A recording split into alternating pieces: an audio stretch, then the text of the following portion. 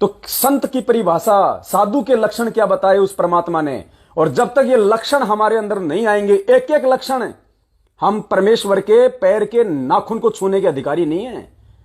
और परमात्मा हमारे को बांस भरना चाहता है, गुरुदेव हमारे को गले लगाना चाहता है। और हमारे जो कर्म है वो इतने नीचे गिरे हुए हैं कि हम परमेश्वर के नाखून को छूने के भी अधिकारी नहीं है अभी तक। तो क्या लक्षण बताए परमात्मा ने साधु के? जग में साधु कौन है, हे मुनींद्र समझाओ, कुछ भी संशय ना रहे, मुझको भेद बताओ। साधु के लक्षण मुनींद्र वचन। साधु महिमा सुनो हनुमान, उसके संग पुरुष को जान, संशय मद और मोह न भाई, साधु की पहचान बताई। साधु पुरुष समरथ है वो ही, राग द्वेष सुख दुख नहीं कोई, ये लक्षण ही साधु कहाते, ये साधु ही अगम घर पाते। जीते दोनों इंद्री व मन को, छोड़े ना जो पूर्ण ज्ञान को, तत्व प्रकृति और ये सब माया, इनको जीते तो साधु कहाया। काम क्रोध वालो अहंकार, वही साधु जो इन्हें ले मार। साधु बनना सरल न भाई, साधु रूप में बड़ी कठिनाई। हार जीत व मान अपमान, इनको छोड़े तो साधु जान। शील संतोष दया मन लावे, क्षमा गरीबी साधु कहावे। प्रेम प्रीति धीरज गुण पावे, निर्मल ज्ञानी साधु कहावे। हनुमान ये साधु स्वभाव, ये साधन तो साधु हो आप। साधु लक्षण तुम्हें सुनाए, ऋषि मुनि कोई जान न पाए। साधु की महिमा है सांची, साधु वचन से हमसे बाँची। साधु इच्छा न मान की होती, साधु की मति ऐसी होती। कोई नहीं है साधु समान, अगम निगम का उसको ज्ञान। तन मन धन को साधा जिसने, दुर्बुद्धि को खो दिया जिसने, वो ही जग में साधु कहावे, नहीं तो जग में व्यर्थ गवावे। सुन हनुमत साधु गति, कौन करे क्या बखान। जिसको संत संगत मिली, सब कुछ पायो जाने। ये 2-2.5 मिनट का छोटा सा एक वीडियो है, और ये साधु के जो लक्षण इसमें बताए गए हैं पुण्यात्माओं, ये लक्षण हम भगत अपने एडी से लेकर चोटी तक धारण करें। 27 साल से गुरुदेव ने यही प्रयास किया है, और कोई मकसद नहीं है गुरुदेव के रातों को जाग जाग के 4-4 घंटे 5-5 घंटे सत्संग करने का, दुनिया की गालियां खाने का, 2-2 बार जेल जाने का, आज इतना संघर्ष करने का। केवल एक ही लक्षण है परमात्मा का कि ये 2 मिनट की बातें हमारे समझ में आ जाएं, और ये लक्षण हम अपने ऊपर धारण कर लें। और ये लक्षण, इनकी पहचान संकट में होगी, दुख में होगी, आपत्ति में होगी, विपत्ति में होगी। अरे मालिक कहते हैं ना, भक्ति भाव भादो नदी, सबे चले गहराए, सरिता सोही जानिए जो जेठ मास ठहराए। जब बरसात का समय होता है तब मालूम नहीं पड़ता कि कौन नदी है। बरसात के समय में तो छोटा मोटा नदी नाला सब पानी से बह के चलते हैं, मालूम ही नहीं पड़ेगा। जेठ के महीने में पता चलता है कि कौन असली नदी है। जब जेठ के महीने में बरसात नहीं होती, पानी सूख जाता है, उस समय जिस नदी नाले में पानी बहता रहता है वो होती है असली नदी। तो भगत की पहचान उस समय होगी जब आपत्ति, दुख, संकट, परेशानियां, धर्म संकट की स्थिति, उस समय वो अपने गुरुदेव के बताए रास्ते पे चलता है, या अन्य किसी प्रकार से राजनीति का सहारा लेता है, और किसी घटिया जो है साधनों का सहारा लेता है, गुरुदेव के वचन को तोड़ के अन्य कोई मार्ग अपनाता है। उस समय पता चलेगा कि वो भगत है या क्या है। आश्रम में तो कोई राजनीति नहीं करता था, सब शनिवार के दिन कढ़ी चावल और रविवार को खीर फांकते थे। गुरुजी गुरुजी, भगत जी भगत जी, ओए हो परमात्मा परमात्मा, मालिक मिल गया। अब 7 साल से पता चल रहा है कि किसने गुरुदेव को समझा, कौन गुरुदेव के बताए रास्ते पे चल पा रहा है, कौन घटिया राजनीति का हिस्सा बना हुआ है, कौन पीले पर्चों को अपना भगवान मान बैठा है, कौन गुरुदेव को अपना भगवान मान रहा है, कौन दाढ़ी मूछ वाले को भोग लगा के उसको भगवान मान रहा है, कौन अपने गुरुदेव को हलवाराम का भोग लगा के परमेश्वर के प्रतिदिन निकट आता जा रहा है। तो क्या लक्षण बताए? जग में साधु कौन है, हे मुनींद्र समझाओ, कुछ भी संशय ना रहे, मुझको भेद बताओ। ये वार्ता जब परमेश्वर त्रेता युग में आए थे मुनिंद्र ऋषि का रूप बना के, तो हनुमान जी और मुनिंद्र ऋषि के रूप में उस कबीर परमेश्वर के बीच में वार्ता हो रही है। तो हनुमान जी ने उनसे ये बातें ये पूछी थी कि जग में साधु कौन है, जग में कौन भगत है, असली संत कौन है। जब परमात्मा ने उसको कहा हनुमान जी को कि भाई तू संत नहीं है, तू भगत नहीं है, तू श्री राम का भगत है, तू तीन लोक का भगत है, तू पूर्ण परमेश्वर वाली, तू भक्ति में भगत का तेरे ऊपर एक भी लक्षण नहीं हनुमान। तू चाहे कितना बड़ा सूरवीर हो, लेकिन मोक्ष वाली भक्ति के अंतर्गत जो भगत होना चाहिए वो लक्षण तेरे अंदर एक भी नहीं है। और परमात्मा ने उसको कहा कि तू भगत है। अरे तूने कितने लोगों को मौत के घाट उतार दिया वहां पे। अरे भगत तो चींटी को नहीं मार सकता, भगत तो चींटी को भी नहीं वो सता सकता, और तूने लंका में जाके लाखों को मार दिया। तू भगत है। वो पाप वो किसके सिर लगेगा हनुमान? तेरे सिर लगेगा। ये राम नहीं लेगा अपने ऊपर, राम तो खुद अपने भोगेगा जो उसने करोड़ों मार दिए, और तू अपने भोगेगा। वो 84 लाख में जाएगा, तू 84 लाख में जाएगा। तब हनुमान की आंखें फटी की फटी रह गई और कहा कि परमात्मा फिर संत कौन होता है, फिर भगत कौन होता है, लक्षण क्या है फिर उस भगत के। और पुण्यात्माओं ये जो वार्ताएं हो रही है उस समय, ये वार्ताएं सिर्फ आज आप और हमें समझाने के लिए हो रही हैं, क्योंकि ये परमात्मा ही सामने वाले के अंदर प्रेरणा करता है, जिसके कारण वो सवाल पूछता है। और वो सवाल इस परमात्मा ने आज पिछली पीढ़ी के लिए चुने। तो उन्होंने कहा कि जग में साधु कौन है, हे मुनिंद्र समझाओ, कुछ भी संशय ना रहे, मुझको भेद बताओ। कि उसको जानने के बाद मेरा कति संशय समाप्त हो जाए कि भगत होता कौन है, लक्षण क्या है। साधु के लक्षण मुनींद्र वचन। साधु महिमा सुनो हनुमान, उसके संग पुरुष को जान। संशय मद और मोह न भाई, साधु की पहचान बताई। क्या कहा परमात्मा ने? साधु महिमा सुनो हनुमान, उसके संग पुरुष को जान। यानी जिस भगत के मैं तेरे को लक्षण बता रहा हूं, यदि किसी भगत के अंदर अगर वो लक्षण होंगे, वो गुण होंगे, तो उसके संग पुरुष को जान। वो परमात्मा सदा उस भगत के साथ में रहेगा। क्या कहते हैं परमात्मा हमें नित्य नियम में? गुरु भगता मम आत्म सोई, और वाक्य हृदय में रहूं समोई। परमात्मा ने कहा कि जो अपने गुरु जी का भगत होगा, तो गुरु जी ने तो भगत के कुछ लक्षण बताए, पहचान बताई। अगर उन पहचान में, उन लक्षणों में अगर कोई खरा उतरेगा, तो वो क्या कहलाएगा? वो गुरु जी का भगत है। और अगर ऐसा कोई गुरु जी का भगत है जो गुरु जी की प्रत्येक मर्यादा में, गुरु जी के प्रत्येक आदेश में, प्रत्येक नियम में चलेगा, तो कहते हैं मैं केवल उसी भगत के हृदय में रहूंगा, क्योंकि वो असली भगत होगा। तो गुरुदेव ने हमें क्या समझाना चाहा कि उन भगत के क्या लक्षण है? साधु महिमा सुनो हनुमान, उसके संग उस परमात्मा को जान। संशय मद और मोह ना भाई। संशय, कौन सा संशय? इस परमेश्वर के प्रति उसके मन में फिर कोई संशय नहीं होगा।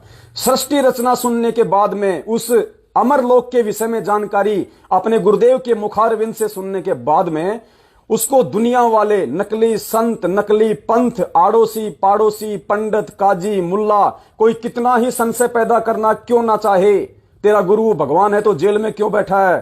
तेरा गुरु तो पहले इंजीनियर था। तेरे गुरु का और मेरे गुरु का खेत तो एक सवात है। मुझे अच्छे से पता है कि तेरे गुरु जी का काहे का भगवान है, फलाना दिखना, शराब पीता था, बीड़ी पीता था, मेरे गांव का था।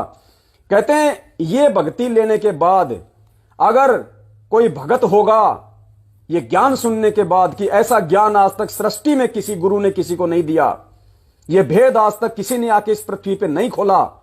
कहते हैं ऐसा ज्ञान, ऐसी सृष्टि रचना सुनने के बाद, ऐसे अनमोल सत्संग सुनने के बाद अगर किसी व्यक्ति के मन में काल चाहे लाख प्रयास करे उस गुरु के प्रति, उस सतगुरु के प्रति मन में संशय पैदा करने की। अगर किसी व्यक्ति के मन में वो संशय पैदा नहीं होता है किसी भी कारण से, चाहे कोई कितना ही, चाहे कोई सामने वीडियो क्यों ना दिखा दे, सामने चाहे कोई वीडियो क्यों ना दिखा दे कि देख तेरा गुरु इस लड़की के साथ में निर्वस्त्र नंगा बैठा हुआ, देख वीडियो चला दे, पुण्यात्मा उस समय भी आपके मन में संशय नहीं होना चाहिए और आपको यही विचार आने चाहिए कि नालायक, मेरा गुरु परमात्मा है और जितनी भी इस धरती पे स्त्री पुरुष हैं सब उसकी आत्मा, उसके बच्चे हैं। अरे नालायक, यहां पे तो तू वीडियो दिखा रहा है, ये आदमी को स्त्री के साथ नहीं, एक बाप अपनी बेटी के साथ बैठा हुआ है। अरे नालायक, जब 2 साल की बेटी होती है, बाप उसको नंगा करके उसको नहलाता है बाथरूम में, तो क्या तेरे मन में कोई संशय पैदा होती है?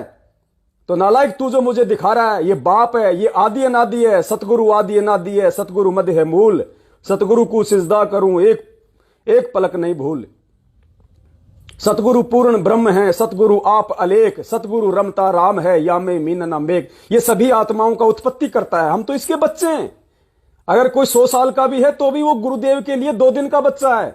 तो नालायक, जो तू दिखा रहे ना, ये एक परमात्मा अपनी आत्मा के साथ बैठा हुआ है, उसको ज्ञान समझा रहा होगा नालायक, और तेरे जैसे मंद बुद्धि की परमात्मा परीक्षा ले रहा होगा कि इसके मन में क्या भाव उठते हैं। तो पुण्यात्माओं, इस प्रकार से कोई भी संशय किसी भी प्रकार का इस सतगुरु रामपाल जी भगवान के प्रति हमारे मन में तो क्या, हमारे आसपास भी नहीं आना चाहिए। तो परमात्मा कहते हैं कि सबसे पहला लक्षण क्या है उसका? संशय। भक्ति और भगवान के प्रति, सतगुरु के प्रति जिसके मन में रति भर भी संशय ना हो पैदा किसी भी कारण से, चाहे काल भगवान धरती पे उतर के आ जाए, वो भगत का सबसे पहला लक्षण बताया। मद, आलस्य नहीं होना चाहिए भगत को किसी भी प्रकार का, कोई सेवा में, कोई भक्ति में, अपने सतगुरु के आदेश की पालना में, किसी भी प्रकार का उसको कोई मद नहीं होना चाहिए, आलस्य नहीं होना चाहिए। और मोह ना भाई, संशय, मद और मोह परमात्मा ने बताया कि इतना ज्ञान सुनने के बाद में हमारे को किसी भी चीज में मोह नहीं होना चाहिए, ना बेटा में, ना बेटी में, ना कार में, ना कोठी में, ना संपत्ति में, ना दुकान में, ना व्यापार में, ना इस दुनियादारी में। हमने केवल अपना फर्ज अदा करना है कि ये बेटा बेटी मेरे नहीं हैं। ये बेटा बेटी अगर मेरे होते तो आज से पहले कहां थे मुझे नहीं पता। शरीर छोड़ने के बाद ये किसके बेटा बेटी बनेंगे या सतलोक के अधिकारी बनेंगे, ये इनके संस्कारों के ऊपर है। मुझे तो परमात्मा ने एक सेवा दे रखी है कि बेटा तेरे ऋण संबंधी हैं और मैंने तुझे सेवा दी है, तू इनका भरण पोषण कर, इनका पालन पोषण कर, ये मेरी आत्मा है और तू मेरा नौकर है। मैंने तुझे जिम्मेदारी दे रखी है इनका पेट पालन की। अगर तू बाप है तो एक बाप की भूमिका निभा, अगर तू एक पति है तो तू एक पति की भूमिका निभा, और मेरे इन बच्चों की तू परवरिश कर जो मैंने तेरे यहां पे छोड़ रखे हैं। सिर्फ इतना होना चाहिए, एक फर्ज अदा होना चाहिए। उनमें मोह नहीं पैदा करना कि मेरा बेटे को मैं इंजीनियर बनाऊंगा, मेरे बेटे को मैं बिरला स्कूल में पढ़ा के डॉक्टर बनाऊंगा, और मेरा बेटा डॉक्टर बन के फिर बुढ़ापे में मेरे पैर दबाएगा, मेरी सेवा करेगा, दुनिया कहेगी देख कितना अच्छा बेटा पैदा किया। और परमात्मा कहते हैं वो बेटे को तूने डॉक्टर बना दिया, 6 महीने बाद एक्सीडेंट में मर गया, तो अब उसने दबा दिए उसने तेरे पैर। तो परमेश्वर कहते हैं कि इस भक्ति मार्ग में आने के बाद में मोह नहीं होना चाहिए। मोह अगर तेरे को रखना है इस परमेश्वर के प्रति रख। साधु माई बाप हैं, साधु भाई बंद, साधु मिलावे राम से यम के काटे फंद। तमेव माता च पिता तमेव, तमेव बंधु च सखा तमेव, तमेव सर्वे मम देव देव।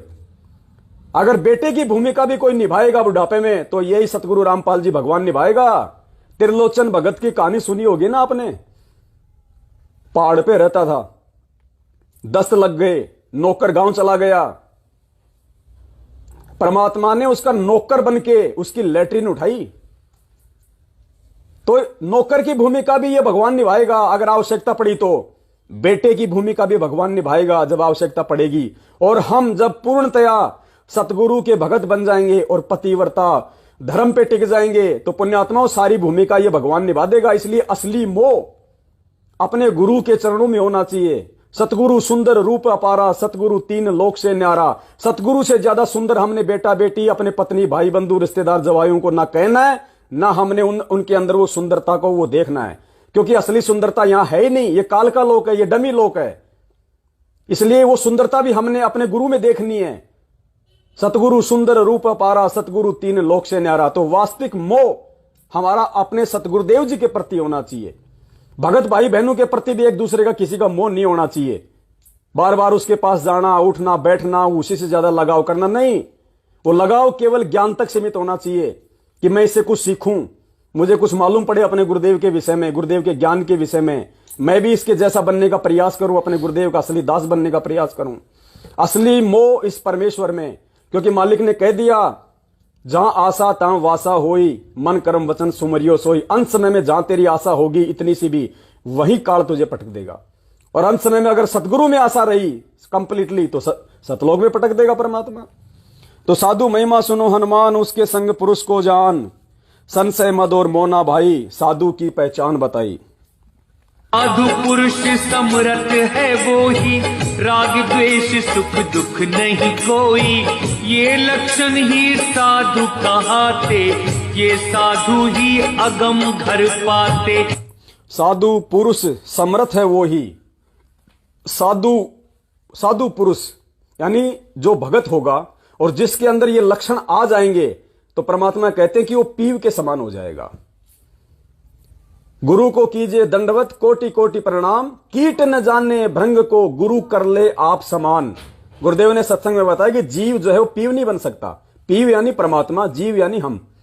तो गुरुदेव ने कहा कि जीव जो है वो पीव नहीं बन पाएगा, लेकिन अगर उसने वो लक्षण अपने अंदर धारण कर लिए तो पीव के जैसा बन जाएगा। जैसे गुरुदेव ने कहा कि चुंबक तो चुंबक होती है, लेकिन लोहा यदि काफी समय तक उसके संपर्क में रहता है और फिर उसको लोहे को चुंबक से हटा दिया जाए तो उसमें भी चुंबक वाले थोड़े बहुत गुण आ जाते हैं। वो लोहा भी दूसरे लोहे को अपने से चिपकाने लग जाता है। वो चुंबक नहीं बन सकता, लेकिन चुंबक के उसके अंदर वो गुण आ जाते हैं। तो इसी प्रकार जो ये संशय, ये मद मोह, इनसे जब दूर होता चला जाएगा तो कहते हैं वो समर्थ, उस पुरुष, उस भगवान के समान दिखाई देने लग जाएगा। वो ऐसा समर्थ की तरह वो समर्थ होता हुआ नजर आएगा। राग द्वेष सुख दुख नहीं कोई। परमात्मा कहते हैं हर्ष सोग है समान गति, संशय सरब शरीर, और राग द्वेष बड़े रोग हैं, यम के पड़े जंजीर। और मालिक कहते हैं एक शत्रु एक मित्र है, भूल पड़ी रे प्राण, यम की नगरी जाएगा शब्द हमारा मान। तो राग द्वेष और ईर्ष्या पुण्यात्माओं, ये तो सबसे बड़े शत्रु हैं। ये तो भक्ति मार्ग में भगत के लिए सबसे बड़ा कांटा है। चाहे हमारा कोई कितना ही अनिष्ट क्यों ना करे, कोई कितना ही बुरा करने की क्यों ना सोचे, हमारे साथ कोई कितना ही बैर भाव क्यों ना करे, कोई जगत वाला हो, चाहे रिश्तेदार हो, चाहे कोई भगत हो, परमेश्वर ने बताया कि तुम्हारा उनके प्रति वो स्वभाव नहीं होना चाहिए। तुम साधु हो। साधु का मतलब होता है साधु सोई जो सीधा चाल है, साधु जो सहन करता है। परमात्मा ने क्या कहा कि भक्ति मार्ग में सूरवीर कौन होता है? आमतौर पे हम सूरवीर का नाम आते ही जानते हैं कि जिसने 150 को मार दिया हो, जिसने युद्ध में 100-150 को काट दिया हो, जो बात बात पे थप्पड़ मुक्का मार दे, वो सूरवीर नहीं। परमात्मा ने कहा कि भक्ति मार्ग में जो सहन करता है उसको सूरवीर कहते हैं। जो संघर्ष करता है सच्चाई के लिए उसको सूरवीर कहते हैं। लोगों को जो मार दे, जो काट दे, उसको कायर कहते हैं, उसको मूर्ख कहते हैं। वो नरक की खानी में जाता है। और मालिक ने कहा कि सूरवीर वो होता है भक्ति मार्ग में जो सहन करता है। कोई आपको तो गाली निकाल दे, आपने सहन कर लिया, परमात्मा कहते हैं तेरा मानसिक वो तप बन जाएगा। तेरे को 2 थप्पड़ मार दिए, तू चुप रहा, ये तेरा शारीरिक तप है क्योंकि तूने सहन किया। तू सूरवीर है परमात्मा का असली। भगवान ने सूरवीर बन के दिखाया। 2 बार जेल गए, रिमांड हुआ, परमात्मा ने किसी को बद्दुआ नहीं दी। अरे वो परमात्मा संत रामपाल जी भगवान फूक मार दे तो ये किस ब्रह्मांड उड़ जाए। जाके अर्ध रूम पर सकल पसारा, ऐसा पूर्ण ब्रह्म हमारा। वो पूर्ण ब्रह्म कोई और नहीं है, कोई सतलोक में नहीं है, हिसार जेल में बैठा हुआ जिसके आधे बाल के बराबर पूरी सृष्टि नहीं है। और वो परमात्मा 2 कोटि के जीवों का अपने ही बच्चों के रिमांड के दौरान डंडे खा रहा है और उनको बद्दुआ तक नहीं दे रहा। तो ये सूरवीर कौन हुआ? वो लक्षण उस परमेश्वर में। और वो लक्षण जब तक हम अपने अंदर नहीं लेके आएंगे, हम उस परमेश्वर के भगत कहना लेके लायक नहीं बन सकते। ये तो परमात्मा ने बताया हर्ष सोग है समान गति। ये तो वो कुत्ते वाली गति है। तेरे को गाली निकाली, तूने 4 ठोक दी। तेरे को थप्पड़ मारा, तूने 2 और मार दिए। ये राग द्वेष ईर्ष्या, ये परमात्मा ने ये कुत्ते के लक्षण बताए, भगत के लक्षण नहीं है। तो परमात्मा ने कहा साधु पुरुष समर्थ है वो ही, राग द्वेष सुख दुख नहीं कोई। सुख और दुख, भगत समभावी होता है। गुरुदेव ने बताया भगत समभावी होता है। अगर मान लीजिए अगर आप सुख में आप मौज मस्ती कर रहे हो, दुख में अपना मुंह लटका के बैठ गए, तो परमात्मा कहते हैं वो तो कुत्ते वाली गति है। अगर प्यार से अगर तेरे को अगर वो पुचकारा के तो तू उसके आगे पूंछ हिला रहा है, उसने कहा कि हट तो तू भों भों कर रहा है, तो कहते हैं वो कुत्ते वाली गति है। वो तो जो भगत होता है सुख दुख लाभ हानि में एक जैसा होता है, उसको कोई दुख कोई तकलीफ नहीं होती। चाहे जेल में बैठ के भगवान का भजन करे, चाहे महल में बैठ के भगवान का भगत वो करे भजन, भगत के लिए हर जगह एक समान होती है। उसको ज्ञान हो जाएगा कि 21 ब्रह्मांड पूरा एक जेल है, महल भी जेल है, महल तो उस जेल से भी ज्यादा बड़ी जेल है। अरे जेल में तो थोड़ी सुख सुविधा मिलती हैं, महल में तो ज्यादा मिलती हैं, ज्यादा भौतिक सुख सुविधाएं, काल ज्यादा फांसेगा। तो परमेश्वर ने कहा कि जो सुख दुख में एक जैसा रहेगा वो असली भगत होता है, लक्षण होते हैं भगत के। ये लक्षण ही साधु कहाते, ये साधु ही अगम घर पाते। इस प्रकार के लक्षण जिस आत्मा में उस तत्वदर्शी संत के सत्संग सुन के आने शुरू हो जाएंगे, परमात्मा कहते हैं ये साधु ही अगम घर पाते, सतलोक की प्राप्ति, मोक्ष की प्राप्ति ऐसा व्यक्ति ही कर सकता है।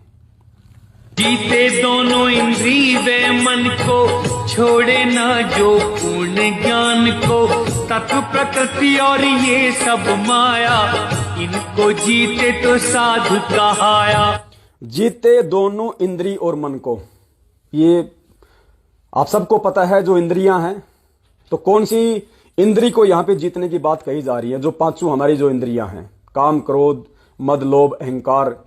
और वैसे भी जैसे जो भगत होता है, परमात्मा ने कहा कि उसको चाहे रूखा सूखा खिला दो, चाहे उसको लाडू जलेबी और हलवा खिला दो, वो ना तो उनमें कमी निकालेगा ना उनको ज्यादा स्वादिष्ट बताएगा। क्योंकि भगत के लिए वो जो इंद्री का जो वो कर्म है, क्योंकि जीभ भी हमारी एक इंद्री है, जीभ जो है वो खट्टा मीठा वो जो है नमकीन का हमारे को बताती है। तो जो भगत होता है, परमेश्वर ने बताया कि उसको चाहे रूखा सूखा दे दो, चाहे उसको हलवे मालपुए दे दो, उसके लिए तो दोनों समान है। वो किसी में कोई अंतर कोई भेदभाव नहीं करेगा। जिस प्रकार पांडुओं की उस यज्ञ में जब हमारे कबीर परमात्मा सुदर्शन के रूप में गए, तो द्रौपदी ने कितना अच्छा भोजन बनाया, कचौड़ी पकौड़ी समय से लाडू जलेबी 56 प्रकार के। भगवान ने उसका अहंकार तो तोड़ना था और आज हमारे को यह दिखाना था।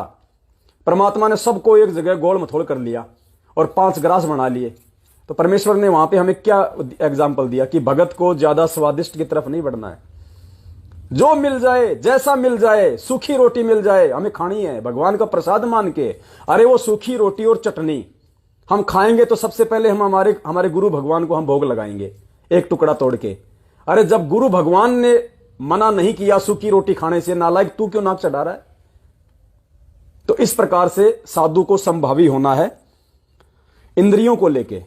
फिर दूसरी बात, जब ये ज्ञान हो जाए तो परमात्मा ने कहा कि जब आपके मान लीजिए आपकी शादी हो गई, आपके बाल बच्चे हो गए, उस स्थिति के बाद अगर आपको ज्ञान है तो आपने फिर जो है भाई और बहन के रिश्ते में आ जाना। फिर पुण्यात्माओं, ये दास जो बातें बोल रहा है ये उतनी बोलेगा जितना, क्योंकि दास आपको पहले भी बोलता है बार बार, ये मार्ग इस परम पिता इस परमात्मा का है। करनी तज कथनी कथ है अज्ञानी दिन रात, कुत्ते जू भौंकत फिरे सुनी सुनाई बात है। ये लोखा सोखा खाने की इस दास को बचपन से भी अगर मेरे माँ बाप ने अगर मुझे बाजरे की 3 दिन की रोटी दे दी और उसको अगर मतलब आग में सेक के अगर उसके ऊपर थोड़ी सी वो चटनी भी रख दी तो दास ने बड़े प्यार से खाई है। ये भक्ति में आने की तो बाद की बात है। उससे पहले भी दास के अंदर ये नहीं था कि मैं ये सब्जी, आज तक का मेरा रिकॉर्ड है। चलो मेरे माँ बाप की तो छोड़ो, सन 1998 में दास की शादी हो गई थी। मेरी भक्तमती तो है मेरे साथ में, जो आज जो है मतलब कि भाई और बहन का हमारा जो है वो रिश्ता है। आप उससे कभी पूछ लेना, आज तक अगर जिंदगी में मैंने कभी उससे अगर किसी सब्जी की अगर डिमांड की हो तो कभी कहा हो कि गेहूं की रोटी बना दे, बाजरे की रोटी बना दे, हलवा बना दे, खिचड़ी बना दे, रिकॉर्ड है इस दास का। जैसा दे दिया मेरे को, प्याज और रोटी दे दी, दास ने खा लिया, पी के पानी सो गया। कभी नहीं कहा कि आज सब्जी क्यों नहीं बनाई, सब्जी घर में थी फिर सब्जी क्यों नहीं बनाई, नहीं। हलवा मिल गया, दास ने हलवा खा लिया चुपचाप। ये आज से नहीं, ये पहले से हैं। और ये जो इंद्री वाला जो है ये तो अब तो परमात्मा ने दया कर दी। दास के तो वैसे भी 18 साल का बच्चा है, बड़ा वाला, छोटा जो है मतलब 13 साल का है। तो अब दास को अगर पहले भगवान का ज्ञान मिल जाता, दास तो पहले ही इस गंदगी से कोसों दूर हो जाता। और नहीं, और शादी भी नहीं होती। अगर उस समय भगवान मिल जाता, पुण्यात्माओं मैं तो इस पचड़े में बिल्कुल नहीं पड़ता, मैं तो परमात्मा की भक्ति करता अपनी। लेकिन मालिक ने उन आत्माओं को भी लेके आना था।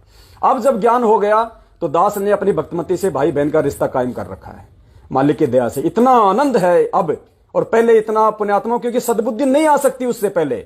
जब तक आप उस इंद्रिय कर्म में आप जीव घुसे रहेंगे बिना ज्ञान के, क्योंकि परमात्मा कहते हैं कि भग भोग्या भग उपजय। भग यानी योनि, स्त्री योनि। परमात्मा कहते हैं भग भोग्या भग उपजय। जब तक तू भक्ति मार्ग में आने के बाद इस भग का जो है साधन को जो है काम में लेगा, तो परमात्मा कहते हैं तब तब तेरी उत्पत्ति उस भग से होगी। तू योनि द्वार से आएगा, मां के पेट से आएगा। भग भोग्या भग उपजय, और भग से बचा न कोई, और जो कोई उस भग से बचे भगत कहावे सोई। तो दास को ये वाणी खटक गई उस परमात्मा की। और दूसरा, उस परमेश्वर ने एक वाणी और कही, सदगुरु रामपाल जी भगवान ने, मालिक ने कहा कि आग पराई आपनी हाथ दिए जल जाए। आग यानी अग्नि, चाहे किसी पड़ोसी से ले आओ, चाहे अपने घर की हो, अगर उसमें हाथ दोगे तो हाथ जलेगा। आग पराई आपनी हाथ दिए जल जाए, नारी पराई आपनी परस से सर्वस जाए। स्त्री चाहे अपनी हो चाहे वो दूसरे की हो, ये ज्ञान होने के बाद यदि आपने संपर्क किया, देखो बहुत सारे भाइयों को यहां पे शंका हो जाएगी कि मेरे तो अभी जो है मतलब कि बच्चे नहीं हुए हैं, मैं कैसे छोड़ दूं। अरे उनके लिए नहीं है ये ज्ञान। अगर आपको हो गया और आपने शादी भी कर ली, क्योंकि परमात्मा ने कहा कि शादी करो, कोई दिक्कत नहीं है। अगर ऐसा लगता है कि मुझे शादी करनी है, तो परमात्मा की तरफ से कोई मना नहीं है। कोई ये ना सोचे कि मैं तो शादी कर लूंगा फिर मैं तो भगत की श्रेणी में नहीं होऊंगा। नहीं, उसका भी परमात्मा ने समाधान बता रखा है। दोनों स्थितियों में परमात्मा लेके चलते हैं। परमात्मा ने कहा शादी करो, कोई दिक्कत नहीं है, लेकिन शादी करने के बाद यदि आप इस मार्ग में आ गए, और वैसे भी आपने जो हमल की जति का जीवन जीना है, जति यानी केवल अपनी ही औरत के आपने जो है वो संपर्क में रहना है, अन्य सबको मां बहन की आपने वो दृष्टि से देखना है। उसके बाद परमात्मा कहते हैं आपने शादी भी कर ली और आप इस परमात्मा की जो है भक्ति भी कर रहे हो, तो परमेश्वर ने फिर कहा कि इंद्री कर्म ना लगे लगारम, जो भक्ति करे निर्द्वंद रहे। फिर मालिक ने कहा कि उस आत्मा के ऊपर जो पूर्णतया जो मर्यादा में है, जिसने शादी भी कर रखी है और जो अपनी औरत के ही संपर्क में रहता है, उसके ऊपर फिर वो इंद्री कर्म लागू नहीं होता है। लेकिन जब उसको ज्ञान हो जाए, संतान उत्पत्ति हो जाए, उसके बाद उसने भाई बहन का रिश्ता कायम कर लेना है। क्योंकि पुण्यात्माओं, ये बीमारी आज नहीं तो कल छोड़नी पड़ेगी, और इसको छोड़े बिना हम भगत की भी श्रेणी में नहीं आएंगे। फिर और बात तो, क्योंकि परमात्मा कहते हैं कामी क्रोधी लालची, इनसे भक्ति ना होई, और भक्ति करे कोई सूरमा जात वर्ण कुल खोए। तो फिर यहां पे वो कामी कौन हुआ? कामी वो जो काम वासना में जो रत है। और जब ज्ञान से समझ में आ जाएगा कि मेरा गुरु मेरा भगवान कौन, सतगुरु रामपाल जी भगवान, और मैंने नाम ले लिया, मैं क्या बन गया? उनका बेटा वचन का। और मेरी पत्नी ने नाम ले लिया, वो क्या बन गई? वचन की बेटी। हम दोनों क्या हुए फिर? पति पत्नी या भाई बहन। तो पुण्यात्माओं, ये बहुत सोच समझ के हमने ये कदम उठाने हैं। जल्दबाजी में कोई भाई कोई फैसला ना ले। यदि आपकी पार्टनर आपका सहयोग नहीं करती है तो आपके ऊपर कोई दोष नहीं है। आप परमेश्वर से क्षमा याचना मांगते रहिए, आप परमेश्वर से प्रार्थना करते रहिए कि परमेश्वर आप इनको सद्बुद्धि दो, और परमेश्वर मैं भी इस गंदे जाल से धीरे धीरे जो है वो बाहर निकलूं। तो ये ज्ञान समझ में आने के बाद की प्रोसीजर है। जल्दबाजी में फैसले कोई भाई बहन ना ले। तो जीते दोनों इंद्री और मन को, छोड़े जो ना पूर्ण ज्ञान को, जो इस परमेश्वर के ज्ञान को, यथार्थ सत भक्ति मार्ग को, इस परमेश्वर के इस पंथ को, जो किसी के भी कहने पे, किसी भी कीमत पे जो ना छोड़े, और इस भगवान का अंतिम श्वास तक जो बन के रहे, वो साधु के लक्षण होते हैं। देखो, पतिव्रता औरत कौन होती है? गुरुदेव ने क्या बताया? अगर जरा सा भी उसके मन में दोष पैदा हो गया, किसी दूसरे व्यक्ति की सुंदरता को देख के, किसी दूसरे व्यक्ति के धन को देख के, अगर जरा सा भी उसमें अगर मोह हो गया दूसरे व्यक्ति में, वो पतिव्रता नहीं होती वो स्त्री, फिर वो व्यभिचारिणी स्त्री होती है। और ये परमात्मा तो अंतर्यामी है और हम उसकी आत्माएं हैं। हमने अगर सौपन में भी किसी देवी देवता की तरफ अगर आसक्ति अपनी लगा ली, कोई डिमांड उनसे वो कर ली, और यहां तक कि दाढ़ी मूछ वाली फोटो को भी यदि हमने भगवान मान के, जो हम सोचते हैं कि वो कबीर जी की फोटो है, अगर उससे भी हमने कोई डिमांड आध्यात्मिक क्षेत्र में अपने गुरुदेव के अलावा की, तो भी हम उस पतिव्रता धर्म से, हम उस पद से नीचे गिर जाएंगे। क्योंकि परमात्मा ने पहले बोल दिया अपनी वाणी में, हरि सुमरे सो वार है और गुरु भजे होए पार। हरि को सुमरने से, हरि से डिमांड करने से कुछ नहीं मिलेगा, गुरु भजे होए पार, क्योंकि वो हरि खुद तेरे सतगुरु के रूप में है। तत्व प्रकृति और ये सब माया, इनको जीते जो साधु कहा। ये तत्व प्रकृति में सब आ जाते हैं, क्योंकि ये 5 ये गुण हैं, और 5 गुणों की जो है वो 25 प्रकृतियां बताई गुरुदेव ने। जैसे ये डर है, भय है, लोभ है, लालच है, अहंकार है, ये इस प्रकार की 25 जो है प्रकृतियां हैं। इन 5 जो हमारे जो विकार हैं, ये काम, क्रोध, लोभ, मोह, अहंकार, फिर इनके 25 जो है इनकी वो प्रकृतियां होती है। तो परमात्मा कहते हैं जो इन सब को जो छोड़ देगा, जो इन सब के ऊपर जो मतलब विजय प्राप्त कर लेगा मेरे ज्ञान से, इस भक्ति से, तो कहते हैं इनको जीते जो साधु कहा है। काम क्रोध वालो अहंकार, वही साधु जो इन्हें ले मार। साधु बनना सरल न भाई, साधु रूप में बड़ी कठिनाई। तो परमेश्वर ने ये काम, क्रोध, लोभ, मोह, अहंकार के विषय में जो बताया है कि जो इनको जो जीत लेगा, जो इनसे ऊपर उठ जाएगा, और वही जो है असली साधु कहलाएगा। और परमात्मा कहते हैं ये जीतना बिना इस ज्ञान के, बिना इस सच्चे सतगुरु की जो है वो शरण में आने, और शरण में आने के बाद भी यदि आप इसके वचन पे नहीं चलोगे, आप सत्संगों को आधार नहीं बनाओगे, उस परमेश्वर के उस प्रत्येक दोहे को, प्रत्येक वाणी को यदि अपने जीवन में जो है अमल में नहीं लाओगे, तो कहते साधु बनना फिर इतना सरल नहीं है भाई। फिर मालिक कहते हैं हार जीत व मान अपमान। हार जीत व मान अपमान, इनको छोड़े तो साधु जान। शील संतोष दया मन लावे, क्षमा गरीबी साधु का। हार जीत व मान अपमान, अपने आत्माओं ये मंदसौर की जो घटना हुई है, अब यहां पे हार जीत भी काल ने ठोक दी, मान अपमान भी काल ने ठोक दिया। देवीलाल की डेड बॉडी को लेके 5 करोड़ की डिमांड कर रहे हैं, और उस पीले पर्चे में क्या आया, अपराधियों को बख्शा नहीं जाएगा, कानूनी लड़ाई लड़ो। ये हार जीत है। देखो ऐसे काल भगवान सूक्ष्म चाल में फांसता है, और हम कहते हैं कि हम भगत हैं। भगत के लक्षण तो ये बता रखे परमात्मा ने। हार जीत व मान अपमान, क्या कहा परमात्मा ने, हार चले सो साधु है, लागी मरे सो नीच। और तुम वहां पे क्या कर रहे हो, उनको जीतने का प्रयास कर रहे हो, अपनी डिमांड लेके तुम प्रशासन के रास्ते में तुम रोड़ा बन के वहां पे खड़े हुए हो। अरे तुम भगत होते तो भगवान तुम्हारे ऊपर ऐसी आपत्ति क्यों आने देता, तुम्हारे को रोड पे उस डेड बॉडी को लेके पड़ने की नौबती क्यों आती अगर तुम भगत होते तो। क्या कहा परमात्मा ने, पतिव्रता जमीन पर ज्यो ज्यो धर है पांव, समर्थ झाड़ू देत है ना काटा लग जाए। तुम्हारे काटा ही नहीं लगना चाहिए था, क्योंकि भगत के आगे तो परमात्मा, अगर उसके प्रारब्ध में, उसके जीवन में अगर कोई संकट आना हो, तो परमात्मा क्या कहते हैं कि पतिव्रता जमीन पर जो जो धरे पाव। पतिव्रता यानी वो आत्मा, वो भगत जमीन पर जो जो धरे पाव, उस सत्संग की तरफ वो जा रहा था, और समर्थ झाड़ू देते ना काटा लग जाए। परमात्मा उसके रास्ते में आने वाली हर समस्याओं का समाधान करेगा, उसकी आपत्तियों को दूर करेगा, क्योंकि ये मालिक का ये गुण है कि संत शरण में आने से आई टले बला, जय मस्तक में सूली हो व कांटे में टल जा। तो परमात्मा ने तुम्हारी वो बड़ा वो क्यों नहीं टाली, क्योंकि तुम भगत नहीं हो, तुम्हारे अंदर भगत और भक्ति के लक्षण मैनेजमेंट ने आने नहीं दिए। तुम्हारे को 7 साल से इन्होंने भटका के रखा हुआ है, गुरु वचन से दूर रखा हुआ है। तो ये हार, मान, जीत, अपमान, ये देखो काल ने उन सब के अंदर डाल दी। 5 करोड़ की डिमांड की मैनेजमेंट ने, और हजारों लोग रोड पे बैठ गए 5 करोड़ की डिमांड को लेके, सबको ठग लिया काल ने। हार जीत व मान अपमान, इनको छोड़े तो साधु जान। सील संतोष दया मन लावे, समा गरीबी साधु कावे। अब ये तो सील संतोष दया, जब अगर वो पहले वाले इतने जो गुण बताए परमात्मा ने, अगर वो ही नहीं आ रहे, तो सील संतोष दया ये कहां से आ जाएंगे।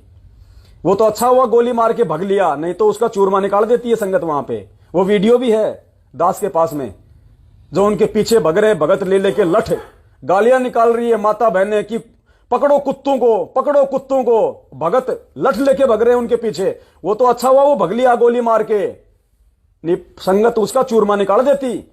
तो परमात्मा कहते हैं सील संतोष दया मन लावे। क्या कहा परमात्मा ने, गुरुदेव ने अपने सत्संग में बताया कि एक साधु था, वो रोज नदी में नहाने के लिए जाता था, साथ में उसके चेले भी जाते थे। एक दिन साधु नहा रहा था, एक बिच्छू पानी में बहता आ रहा था। साधु ने सोचा ये डूबेगा, मर जाएगा, इसको निकाल दूं। साधु ने उसको पकड़ के बाहर फेंकने की कोशिश की तो उसने डंक मारा, साधु के खून आ गया। साधु ने फिर पकड़ा, फिर डंक मारा, फिर पकड़ा, फिर डंक मारा। 5-7 बार ऐसा किया। शिष्य देख रहा था। शिष्य ने कहा कि गुरुदेव, इस नीच प्राणी को आप इसको बचाने का प्रयास कर रहे हो, ये आपको एक जो है काटे जा रहा है, मरने दो ना गुरुदेव इसको। तो गुरुदेव ने कहा कि संत ना छोड़े संतता, चाहे कोटि की मिले संत। उस साधु ने कहा, अरे भाई ऐसी बात नहीं है, देख ये एक जानवर है, ये एक जीव है और इसका स्वभाव है डंक मारना। और जब ये अपनी प्रकृति को नहीं छोड़ रहा, ये अपने स्वभाव को नहीं छोड़ रहा जो इसके अंदर उस परमेश्वर ने दिया है, इसका स्वभाव है लोगों को मारना, लोगों को डंक मारना, लोगों को काटना, और ये उस स्वभाव को छोड़ के लोगों से प्यार नहीं कर रहा, ये परमेश्वर के आदेश की पालना कर रहा है, अपने स्वभाव को नहीं छोड़ रहा ये। तो जब ये एक जीव अपने स्वभाव को नहीं छोड़ रहा, तो मैं एक साधु हूं और मेरा उस परमेश्वर ने कुछ मेरे अंदर गुण दिए हैं, स्वभाव दिए कि संत ना छोड़े संतता, चाहे कोटिक मिले संत। और परमात्मा कहते हैं कि दया बिना दरवेश कसाई। अरे जब ये जानवर होके अपने स्वभाव को नहीं छोड़ रहा, तो मैं साधु होके, भगत होके अपने स्वभाव को क्यों छोड़ूं। तो पुण्यात्मा, वो तो अज्ञानी थे, वो तो निगुरे थे, वो तो शास्त्र ज्ञान को नहीं जानते थे, उन्होंने गोली चला दी, डंडे मार दिए, तो आपने अपना बचाव करना था। उनके पीछे कुत्ता गधा कह के मारने के लिए लठ लेके नहीं भगने थे। फिर मालिक की वाणी क्या कह रही है, जो तोकू काटा बोवे ताको बोतू फूल। अरे ऐसे समय में तो भगत की पहचान होती है। इस दास को मध्य प्रदेश में मार रहे थे लठों से, अरे दास भी उठा के पत्थर एक आधे का सिर तो फोड़ ही देता। जयपुर में दास को मारने आए 8-10 जने, अगर 20 मारेंगे तो 2 तो में भी मार ही देता। इस दास को गालियों की इतनी बौछार की हुई है, दास भी 2-4 निकाल देता। मेरे मुंह पे कौन सा जो है अलीगढ़ वाला ताड़ा लग रहा है, लेकिन मुझे उस परमेश्वर के विधान का पता है कि बेटा ये तो जो करेंगे सो भरेंगे। तूने अगर मेरे विधान को तोड़ दिया, भले तेरे को कितना मारो, कितना पिटो, कितनी गालियां निकालो, तू अगर भगत के लक्षणों से ऊपर अगर हटा तो ठीक है, वो गलत कर रहे हैं, उनको उनका मिलेगा। लेकिन तूने भी अगर विधान तोड़ दिया तो तुझे भी उसका दंड भोगना पड़ेगा, उस कर्म का प्रतिफल तुझे भी भोगना पड़ेगा। ये विधान है यहां का। तो दास तो उस बात से अच्छे से परिचित था, इसलिए दास ने मार खा ली, दास ने गालियां खा ली, और आज वो मारने वाले, गालियां देने वाले अकाल मौत मर रहे हैं, बेमौत मर रहे हैं। और यहां परमात्मा फूलों की तरह अपनी पलकों पे रख रहा है। तो ये भगवान है, जब इसके वचन पे चलेंगे तो परमात्मा ऐसा कर देगा प्रफुल्लित। दुनिया देखेगी आने वाले समय में। देखना, अभी तो संघर्ष का समय है, खुद हमारा भगवान ही संघर्ष कर रहा है। पुण्यात्माओं, ये कोई भक्ति नहीं हो रही वर्तमान में। परमात्मा भक्ति के लिए माहौल तैयार कर रहे हैं। अभी तो संघर्ष चल रहा है, खुद हमारा भगवान संघर्ष कर रहा है जेल में बैठ के। हम कैसे बाहर बैठ के आराम से हम भक्ति कर लेंगे? हम तो टाइम पास कर रहे हैं, भक्ति तो बाद में होगी। गुरुजी ने कहा था कि भक्ति तो भगवान करवाएगा, तुम कहां से भक्ति कर लोगे नालायको? भक्ति भी परमात्मा करवाएगा। तो अभी तो संघर्ष चल रहा है, और हम उस परमेश्वर के संघर्ष में उसका सहयोग ना करके हम राजनीतियां कर रहे हैं। अरे भगवान के सत्संग में मुख्य अतिथि कौन होना चाहिए, भगवान या 2 कौड़ी का राजनेता? परमेश्वर के सत्संग में तो परमेश्वर ही होता है मुख्य अतिथि। और तुम बीजेपी की राष्ट्रीय महासचिव 2 कौड़ी के आदमी को लाके तुम उसको मुख्य अतिथि बना रहे हो। भगवान, पुण्यात्मा, फिर भगवान का महत्व कहां रह गया? फिर भगवान उस सत्संग में क्यों आएगा? अरे राजस्थान के मुख्यमंत्री के जन्मदिन पे आप बहुत बड़ा जो है प्रोग्राम कर रहे हो, तो राजस्थान के मुख्यमंत्री का जन्मदिन है तो राजस्थान के मुख्यमंत्री की वाह वाह होनी चाहिए। और तुम उसी प्रोग्राम में मध्य प्रदेश के मुख्यमंत्री को बुला के उसके गले में माला डाल रहे हो, उसके मुंह में तुम वो केक ठूंस रहे हो, तो वो क्या तुम्हें चाटेगा? अशोक गहलोत तो नाराज हो जाएगा कि नालायक, देखो जन्मदिन मेरा है, मेरे पैसों से पार्टी हो रही है और केक ठोक रहे हैं शिवराज के मुंह में, तो वो कहां से प्रसन्न हो जाएगा? तो नालायको, ये प्रोग्राम उस कबीर परमात्मा का, सतगुरु रामपाल जी भगवान का, और मुख्य अतिथि बना रहे हो तुम 2 कौड़ी के राजनेताओं को, तो भगवान क्या वहां पे चढ़ेगा? के गोलियां चलेंगी फिर, और क्या होगा? फिर वहां पे काला बैठेगा, क्योंकि राजनेता तो काल है, काल प्रेरित है, इनकी बुद्धि तो काल के अधीन है। तो जब तुम काल को मुख्य अतिथि बनाओगे तो भगवान उस सत्संग में कहां रहेगा? तो बताओ गोलियां नहीं चलेंगी तो क्या देवता फूल बरसाएंगे? तो परमात्मा कहते हैं सील संतोष दया मन लावे। भाई ये लक्षण है। परमात्मा इसीलिए हमारे को सुबह सुबह नित्य नियम पढ़ाते हैं कि सारा दिन तुमने लोगों के साथ में, जहां तुम काम करते हो, जिस क्षेत्र में तुम रहते हो, जिन जिन लोगों से तुम्हारा पाड़ा पड़ता है, उन लोगों के सामने तुमने किस प्रकार से अपना जीवन जीना है, कैसा वार्तालाप करना है, कैसा उनके साथ में तुमने अपना मल की व्यवहार रखना है। इसलिए तुमको नित्य नियम पढ़ाया जाता है कि ताकि तुम मार ना खा जाओ। वरना भाई ये तो 751 का मुकदमा है, चाहे दिन में चाहे 20 बार करो। सुनो परमात्मा का सत्संग वो भी, ताकि हमें इन चीजों का ध्यान से सुनियो। मालिक का आप नित्यनियम में भी पढ़ते हो, अपने नित्यनियम के अंदर आपको बहुत कुछ विज्ञान है। विज्ञान माने तत्व ज्ञान है, विशेष ज्ञान है। और इस ज्ञान को आप केवल एक रूटीन में पढ़ लेते हो कि हमने ये एक पढ़ना है, प्रतिदिन नित्यनियम करना ही करना है। लेकिन एक व्यवस्था बनाकर नहीं इसको प्रतिदिन करना चाहिए। जितनी देर भी इसको सुनो, किसी भी पार्ट को, इसके नित्यनियम का जितना भी बुद्धि मन निश्चल हो तेरा आपका, तो ये विचार करे कि इसमें क्या बोला है मालिक ने अपनी वाणी में, क्या आदेश है तेरे लिए। क्योंकि आप पौन घंटा नित्यनेम करते हो, इसमें ज्यादा से ज्यादा आपका मन 20% इस नित्यनेम के अंदर आप 20% ही सुन पाते हो। उस 20% को भी यदि आप विचार करो डेली कि इसमें क्या आदेश है मालिक का, और फिर अपने जीवन को सारा दिन, उस दिन को ऐसे ही सुचारू रखो। क्योंकि आपको घर से निकलने से पहले ये पढ़ा इसलिए जाता है कि आपके साथ रास्ते में कोई निकम्मा भी टकराओगा, कोई गाली देने वाला भी मिलेगा, कोई गुंडा भी बोलेगा, कितना कोई आंट भी लाएगा। तो उनके साथ आपने कैसे व्यवहार करना है। आवत गाड़ी एक है, उल्टा हो अनेक, और कह कबीर ना उलटी हुआ रहे एक की एक। इसको पढ़ना नहीं है। मान ले कोई बूढ़ा बोला है, गलत बोलता है, गाली देता है, तो उसने तो कर दिया यूं काम, और आप भी उल्टा दोगे तो फिर 4 और देगा, क्यों? तो पूरे मूड में है, वो तो फुल मूड में है लड़ाई के में, और आप भी आगे से उल्टी बोल पड़ोगे तो 4 बैठा है। जब बरसात क्या उनका मुकदमा रोज कर लेते दिन में।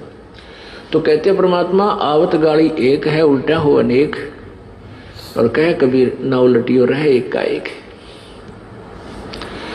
और देख आगे कितनी प्यारी बात कही है। गाली ही से उपजे कलह, कष्ट और मौत, मृत्यु तक तो पहुंच जाती है एक छोटी सी गाली। गाली ही से उपजे कलह, कष्ट और मीच, हार चले सो संत है, लाग मरे सो नीच। हम भगत भी हैं, और दूसरा में बुंडा अच्छा बोल रहा है, और उसने मान ले किसी किस कह दिया, हमने उसका 2 दराग धर दिए, उल्टे भी बोल दिए, फिर वो मारण पर उतारू हो गए, फिर हमने उठोक दिया। हो सकता है आप उसे तगड़े भी हो और अच्छा भी संवार दो, फिर आप में और उसमें कसर के रहेगी। आप तगड़े भी हो और आपसे हल्का आदमी भी आपने बुढ़ा अच्छा बोल रहा है, उसने बालक समझ के अनजान है, उससे बचो। तो इन नित्य नियम करने का डेली हमें जो पाठ करते हैं, इससे ज्ञान यज्ञ तो होता ही है। ज्ञान यज्ञ के साथ हमने समाधान भी इसका साथ पैरेलल करना पड़ेगा, तभी इसके पढ़ने का लाभ है। एक लाभ तो हो गया ज्ञान यज्ञ का, और उसके ऊपर अमल हमने किया नहीं, उसका काम फिर सारा बिगड़ गया। तो कहते हैं ये बातें कहन सुन के नहीं भाई, ये कर पाड़न की है। तो पुण्यात्मा आपके समझ में आ गया होगा गुरुदेव हमें कितनी सरल भाषा में इन बातों को समझा रहे हैं, जो बातें दास आपको इन वाणियों के माध्यम से जो बताने का जो प्रयास कर रहा है। तो बातें वो ही हैं। हम इन वाणियों को हम ज्यादा महत्व दे देते हैं क्योंकि मीठी मीठी आवाज लगती है, बैकग्राउंड में म्यूजिक चलता है, लेकिन असर केवल अपने गुरुदेव के मुख कमल से सुनी हुई बातों का ही होगा। तो दास गुरुदेव के सत्संगों को चाहे दास आधा घंटा सुने, लेकिन दास उस ध्यान से सुनता है जैसे आप इन वाणियों को ध्यान से सुनते हो। तो दास के लिए तो ये वाणियां महत्वपूर्ण नहीं है, दास के लिए तो गुरुदेव के सत्संग महत्वपूर्ण है। अब ये इसमें सील, संतोष, विवेक, मोह, ममता, जीत, हार, मान, अपमान, परमात्मा इनको सीधे तौर पे बता गए। तो बात वही है। इसलिए परमात्मा कहते हैं कि जब सत्संग सुनो तो एकाग्रचित होकर सुना करो कि इसमें क्या कहा जा रहा है, गुरुदेव हमें क्या समझाना चाहते हैं, क्या बताना चाहते हैं। तो हार जीत वे मान अपमान, इनको छोड़े तो साधु जान, सील संतोष दया मन लावे, समा गरीबी साधु कहावे। गरीबी पुण्यात्माओं बहुत गहरा है ये आध्यात्मिक रहस्य परमपिता परमेश्वर का। कईयों का तो नेट खत्म हो गया, और इस 2 मिनट के इन वाणियों पे अगर हम चाहें तो 5 घंटे की साथ संगति हमारी हो सकती है, कम से कम 5 घंटे की। लेकिन दास शॉर्ट में लेना चाहेगा, क्योंकि परमेश्वर के सत्संगों के जब तक उदाहरण नहीं दिए जाएंगे हम समझ नहीं पाएंगे। समा गरीबी साधु कावे। पुण्यात्माओं, जो व्यक्ति सतलोक आश्रम मैनेजमेंट हरियाणा के पीछे हैं, या वैसे भी जो उनके पीछे नहीं है, और हो सकता है उनकी पारिवारिक स्थिति बहुत अच्छी होगी, काम धंधा बहुत अच्छा चल रहा है, अगर ऐसा कोई भगत भाई बहन है तो विचार कर लेना वो गुरु मर्यादाओं से दूर है। अगर आप परमेश्वर के भगत हो और परमेश्वर की मर्यादाओं में हो, और अगर आप गुरुजी की अगर मेहर आपके ऊपर है, अगर गुरुजी की मेहर आपके ऊपर है तो इसकी एक पहचान है, आप उससे डिसीजन ले सकते हो कि गुरुजी की मेरे ऊपर मेहर है या नहीं, मैं गुरु मर्यादाओं में चल रहा कि नहीं चल रहा हूं। एक वाणी परमात्मा की, कौन सी वाणी? साईं इतना दीजिए जिसमें कुटुंब समावे, हम भी भूखे ना रहें साधु न भूखा जाए। इस मार्ग में आने के बाद अगर आपकी 2 फैक्ट्रियां हैं उसको 1 कर दो। अगर भगवान चाहिए, भक्ति चाहिए, अगर 2 फैक्ट्रियां हैं तो 1 कर दो, और जितना समय तुम दूसरी फैक्ट्री में देते थे वो समय परमात्मा की भक्ति में लगाओ, और कोशिश करो उस 1 फैक्ट्री में से भी तुम और समय इस परमात्मा की भक्ति को दे सको, उतना ही उसमें काम धंधा करो जितना कि तुम्हारा रोजी रोटी का काम चल जाए, तुम्हारी जो आवश्यक जो इच्छाएं हैं वो पूर्ति हो जाए। कम से कम कोशिश करना। और तुम सोच रहे हो कि मेरे तो परमात्मा ने 1 फैक्ट्री और खुलवा दी, मेरा तो परमात्मा ने इतनी जमीन और दिलवा दी। नहीं, तुम काल के मुंह में जा रहे हो। परमात्मा की मेहर नहीं है तुम्हारे ऊपर, इसका एग्जाम्पल दिया उस परमात्मा ने। पुण्यात्मा इतिहास उठा के देख लेना, परमात्मा ने जो लोग अरस के ऊपर थे और जिनको परमात्मा ने भक्ति करवानी थी, परमेश्वर किसी भी कारण से उनको नीचे फर्श पे लेके आए हैं। माया में भक्ति नहीं हो सकती, धन में भक्ति नहीं हो सकती। इतिहास उठा के देख लेना, इब्राहिम सुल्तान का उठा के देख लो। राजा से परमात्मा ने ऐसी स्थिति में ला दिया, जंगल से लकड़ियां तोड़ता, बाजार में बेचता, झोपड़ी में रहता। नरसिंह भगत 56 करोड़ की माया थी, आज से 500 साल पहले, 3 जो भी समय था, 56 करोड़ आज का अनिल अंबानी फैल। ऐसी स्थिति में ला दिया परमात्मा ने। खुद के लिए झोपड़ी के लिए भी पैसे नहीं रखे, गांव से बाहर जंगल में झोपड़ी बना के रहने लगा, मजदूरी करके खाने लगा। धर्मदास जी 17 अरब संपत्ति के मालिक थे, 17 अरब। आज के अंबानी, टाटा, बिड़ला सब फैल, सारे मिलके उनके पास में उतने पैसे नहीं होंगे जिस समय उसके पास में 17 अरब थे। सरकार को लोन देते थे। हाँ, गुरुदेव ने बताया कि जब वहां के राजा के ऊपर जब कोई आपत्ति आ जाती थी तो वहां का राजा भी धर्मदास जी के पिताजी से सहायता मांगता था। उसका परमात्मा ने मोह भंग कर दिया, संपत्ति से भी और बेटे से भी। इस संपत्ति में भक्ति नहीं होगी। फिर क्या बताया परमात्मा ने हमारे भ्रम निवारण करने के लिए? सेहु सम्मन की कथा हमने सुनी होगी। पुण्यात्माओं, गुरुदेव ने क्या बताया कि सेवा करके भी अगर आप में कोई अहंकार आ गया, सेवा आप भगवान की आप सेवा भी कर रहे हो, और अगर मन में कोई दोष आ गया तो भी आपको परमात्मा उसका वो प्रतिफल नहीं देगा जो मिलना चाहिए था। सम्मन के मन में क्या आया? अगर मेरे पास में धन होता, अगर मेरे पास में आज कोई पैसा होता, आज मुझे अपने बेटे की गर्दन नहीं काटनी पड़ती, आज मैं परमात्मा को अच्छा अच्छा भोजन करवाता। ये उसके मन में दोष आ गया। परमात्मा अंतर्यामी थे, मालिक ने क्या किया?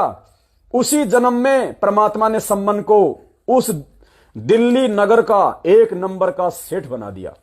सम्मन को जो चूड़ियां बनाता था, बेचता था, जिसके घर में अपने गुरु भगवान को खिलाने के लिए रोटी नहीं थी, जो चून की, आटे की चोरी करने गया था और अपने बेटे की गर्दन काटनी पड़ी थी।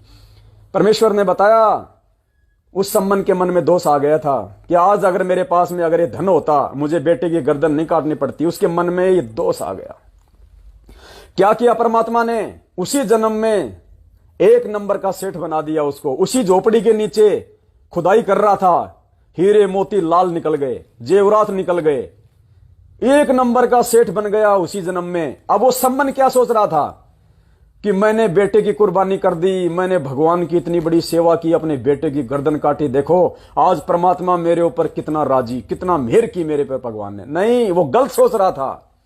वो सम्मन की सोच थी, वो आध्यात्मिक सोच नहीं थी, भगवान की सोच नहीं थी। उसने अपने जीवन बढ़ा लिए माया लेके, भगवान से धन मांग के उसने अपने जीवन बढ़ा लिए। कैसे? क्या कहा गुरुदेव ने कि नेकी और जो सेऊ था उनको तो परमात्मा ने उसी समय पार कर दिया जहां भी उनको पार करना था, और वो रह गया। उसको भगवान ने सेठ बना दिया उस जन्म में, और अगले जन्म में फिर उसको नौशेरवा का बादशाह बना दिया, जिसके 80 गंज खजाना। नौशेरवा का बादशाह बना फिर वही सम्मन, और वही सम्मन फिर तीसरे जन्म में क्या बना? अब्राहिम सुल्तान, बलक बुखारे का बादशाह। तो पुण्यात्माओं, परमात्मा ने उसके मन में जो दोष आया था, और जो लोग ये समझते हैं कि मेरा तो बहुत बढ़िया धंधा चल रहा है, बहुत बढ़िया काम चल रहा है, मौज कर रखी है भगवान ने मौज नहीं कर रखी। तू अपना जीवन बढ़ा रहा है, तू अपने जन्म बढ़ा रहा है। और फिर क्या किया परमात्मा ने? उसी आत्मा को, अगर परमेश्वर ने जब उसको पार करना था, तो वही सम्मन जो अब्राहिम सुल्तान वाली आत्मा, उसको परमात्मा फिर वो रात छुड़वा के परमात्मा फिर उसको नीचे लेके आए, उसको दारिद्र बनाया, उसका रात छुड़वाया, क्योंकि भगवान ने पार करना था। फिर वो जंगल में लकड़ियां तोड़ता, मार्केट में बेचता, अपनी भक्ति करी उसने। और फिर मालिक ने कहा कि हम सुल्तानी नानक तारे, दादू को उपदेश दिया, जात जुलाहा भेद न पाया, काशी माय कबीर हुआ। तो पुण्यात्माओं, स्पष्ट है, माया में ज्यादा रत होके, धन में ज्यादा रत होके, पैसे वाले होके हम कभी भी इस भगवान की प्राप्ति नहीं कर सकते। परमात्मा ने उदाहरण पेश कर दिया सम्मन के माध्यम से। अब सम्मन तो क्या सोच रहा था कि भगवान मेरे ऊपर राजी हो गया, जबकि भगवान राजी नहीं हुआ उसके ऊपर। उसने तो अपने नासमझी के चलते अपने और जन्म बढ़ा लिए। तो पुण्यात्माओं, ठीक इसी प्रकार मालिक कहते हैं, समा गरीबी साधु काव है। गरीबी, और कितने उदाहरण दिए सतगुरु रामपाल जी भगवान ने। क्या कहा परमात्मा ने? मालिक एक जगह सत्संग कर रहे थे, मैं कोशिश करता हूं अगर वो वीडियो मिलेगा तो आपको परमेश्वर के मुख कमल से सुनाऊंगा मैं।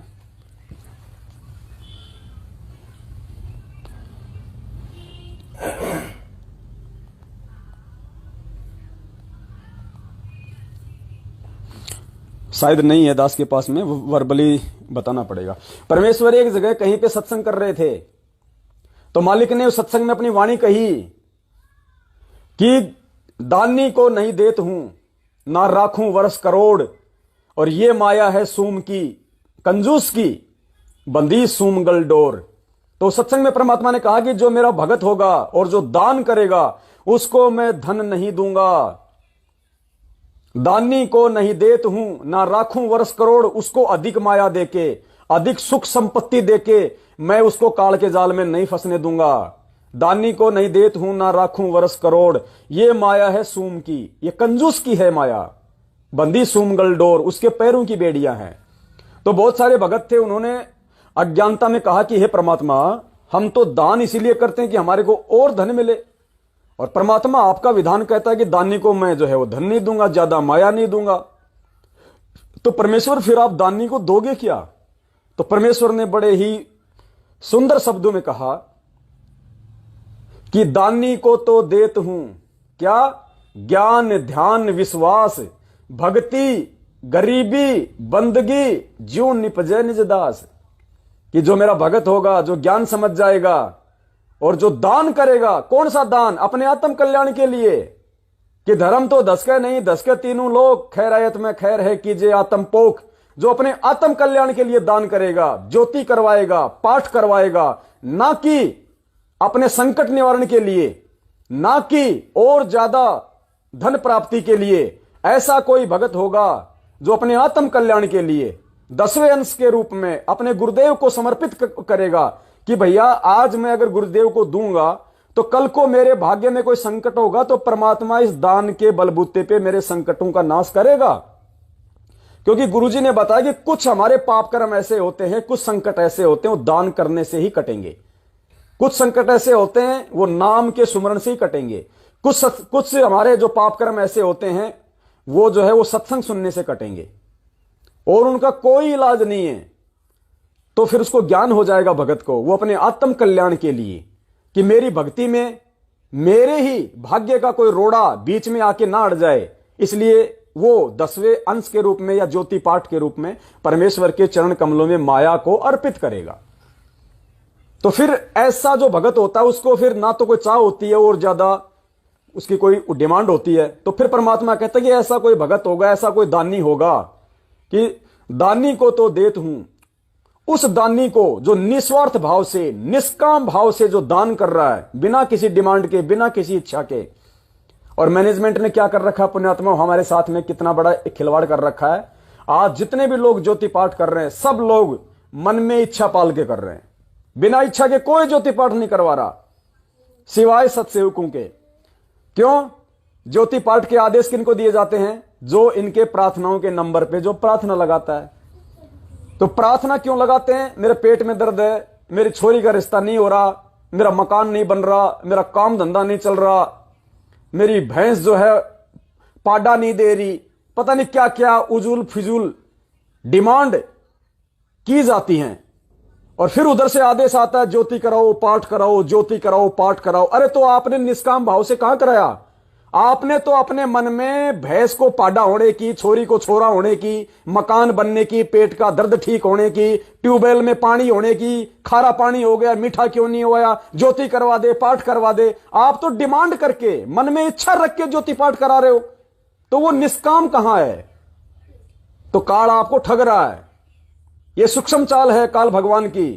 इसलिए परमात्मा हमेशा कहते हैं कि निष्काम भाव से, शायद होगा सत्संग परमात्मा का, दास अभी सुना देता आपको।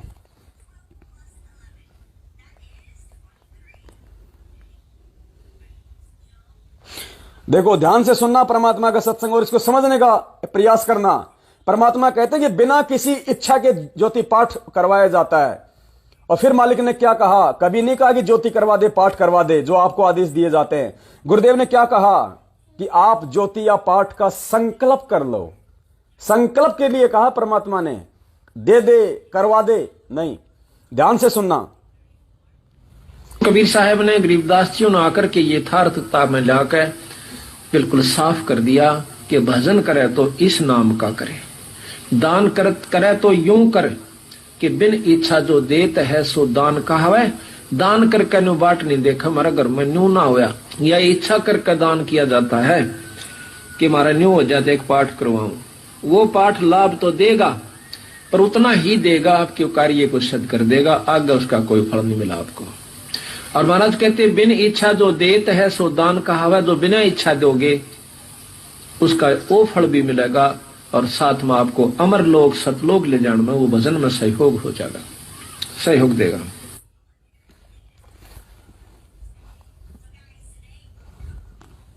बिन इच्छा दो देत है सो दान कहावे, स्पष्ट कर दिया परमात्मा ने। समझदार को संकेत काफी होता है। और यहां जितने भी जो ज्योति पाठ मैनेजमेंट के द्वारा जो आदेश दिए जाते हैं वो उनकी प्रार्थनाओं पे दिए जाते हैं, उनकी इच्छाओं पे दिए जाते हैं कि मेरा ये नहीं हो रहा, मेरा वो नहीं हो रहा, मेरा वो हो जाए, मेरा ये हो जाए। तो वो तो इच्छा हो गई। और परमात्मा कहते हैं फिर वो मोक्ष में काउंट नहीं होगा। तुम्हारे आने वाले संकट में कोई रोड़ा होगा तो उसमें वो दान काम नहीं करेगा। वो तो तुम वर्तमान समय के जो डिमांड कर रहे हो उसी में तुम्हारे को राहत देगा परमात्मा। तो पुण्यात्माओं, इस प्रकार से काल भगवान इन प्रार्थनाओं के नाम पे भी संगत को ठग रहा है। ये भी बहुत बड़ी सूक्ष्म चाल है उसकी। ये बिना साध संगतियों के समझ में नहीं आ सकती। और अब हमारे सत्सेवक भाई बहन जो साध संगतियों में आते हैं और जो बिना किसी इच्छा के, बिना किसी डिमांड के धर्म भंडारों में सहयोग करता है, कोई 10 रुपया, कोई 1000 रुपया, कोई 10,000 रुपया, तो वो बिना किसी डिमांड के, बिना किसी इच्छा के अपना 5वां यज्ञ पूरा करने के लिए करता है। वो निष्काम है, उसका प्रतिफल परमेश्वर उसको सतलोक जाने में देगा। तो यहां का कहा समा गरीबी साधु कहावे। तो इसी प्रकार परमात्मा ने कहा कि दानी को नहीं देत हूं ना राखूं वर्ष करोड़, ये माया है सूम की बंदी सूम गलडोर। तो भगत ने कहा कि फिर दानी को आप क्या दोगे? जो निष्काम भाव से जो दान करेगा, बिना किसी इच्छा के जो ज्योति पाठ करवाएगा, तो परमेश्वर ने कहा दानी को तो देत हूं मैं ज्ञान, ध्यान, विश्वास। ज्ञान दूंगा उस पुण्यात्मा को, मुझे पहचान जाएगी, मुझे समझ जाएगी कि सतगुरु रूप में साक्षात कौन है इस धरती पे। ध्यान, उसका ध्यान यानी उसकी जो सोच है, उसका जो समर्पण है वो मेरे प्रति हो जाएगा, सत्संगों के प्रति हो जाएगा, इधर उधर उसका मन नहीं भटकेगा। ज्ञान, ध्यान, विश्वास। और जब ज्ञान ध्यान ठीक हो जाएगा तो विश्वास तो ऑटोमेटिक हो जाएगा, क्योंकि जिधर जानवर चलेगा पूंछ तो उधर ही चलेगी, पूंछ कभी ऊपरी दिशा में नहीं चलेगी। तो ज्ञान और ध्यान तो है इंसान, और फिर जो पूंछ हो गई वो पूंछ तो फिर पीछे पीछे चलेगी, फिर विश्वास तो ऑटोमेटिक होगा। फिर तो दानी को तो देत हूं ज्ञान, ध्यान, विश्वास। भक्ति, गरीबी, बंदगी। भक्ति, गरीबी दूंगा उसको, क्योंकि परमात्मा कहते हैं सुख के माथे पत्थर पड़े जो नाम हृदय से जाए, और बलिहारी उस दुख पे जो पल पल नाम रटाए। तो मालिक कहते हैं मैं उसको गरीबी दूंगा। और फिर परमात्मा ने क्या कहा कि टोटे में भक्ति करे।